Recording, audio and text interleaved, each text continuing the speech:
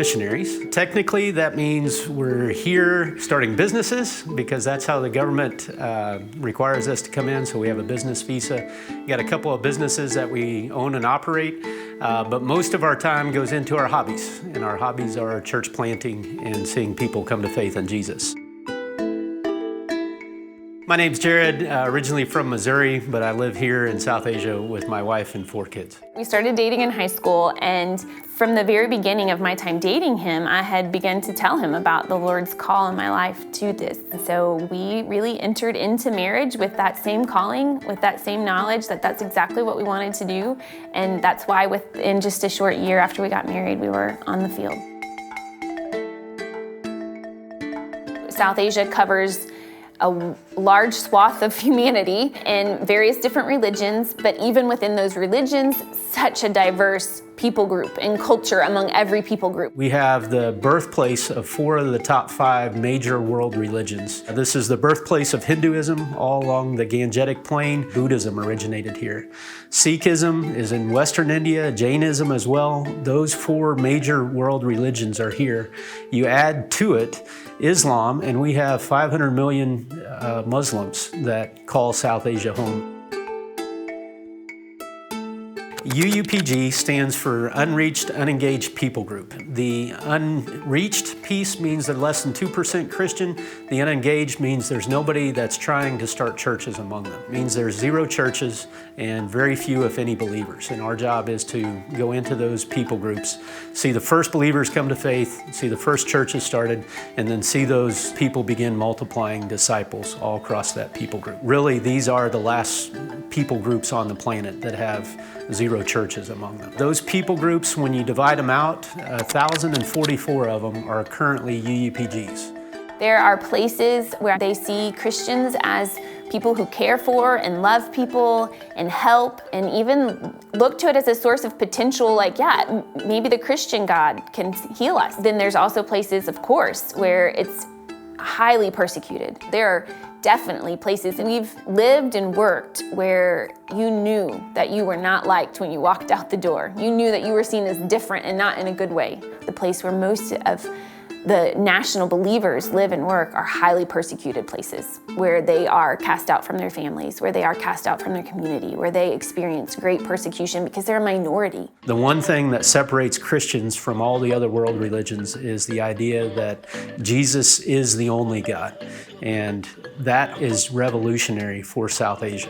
Typically, they have a hard time accepting Jesus only. They just add Jesus into that structure. So yeah, I'm a good Hindu. I follow Ganesh and Jesus. Or I can believe in Buddha, some Hindu gods, and this Jesus God as well. It's a huge roadblock to coming to faith in the gospel. The community of family here is so strong, and they love one another, and they are committed to one another, and they have a bond that is admirable, and yet it's also something that can become a barrier to them receiving Christ because it's all knit together in this foundation of idol worship to a false god. And so it can be hard to break out of that. And yet it can also be a really beautiful thing when they break out of it together and you see a whole family come to Christ. In South Asia, we're starting to see churches multiply. We're tracking a number of them multiplying every day, and it's a phenomenal thing to watch. The major challenge, though, is we have 1.8 billion people. So every second and a half, somebody's dying without Jesus. So even though we're seeing a large number of churches plant, every year we're adding 32 million people to the population. With that many people added, we're not even keeping up with the population growth at this point. Jesus does want to make everything new. He wants that gospel to take root in people's hearts and lives.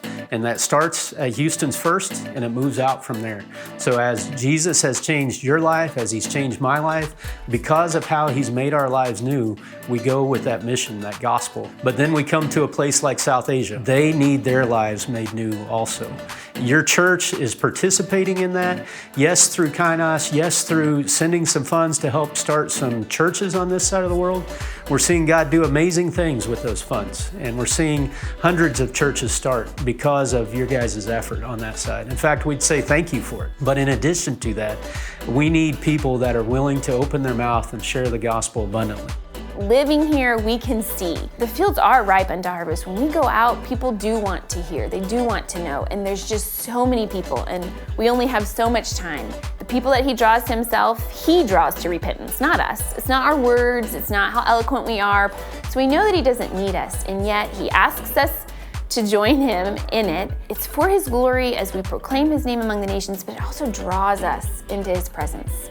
You can pray for a place, right? Because you've been in this place. You can pray for the spiritual darkness here because you've experienced it.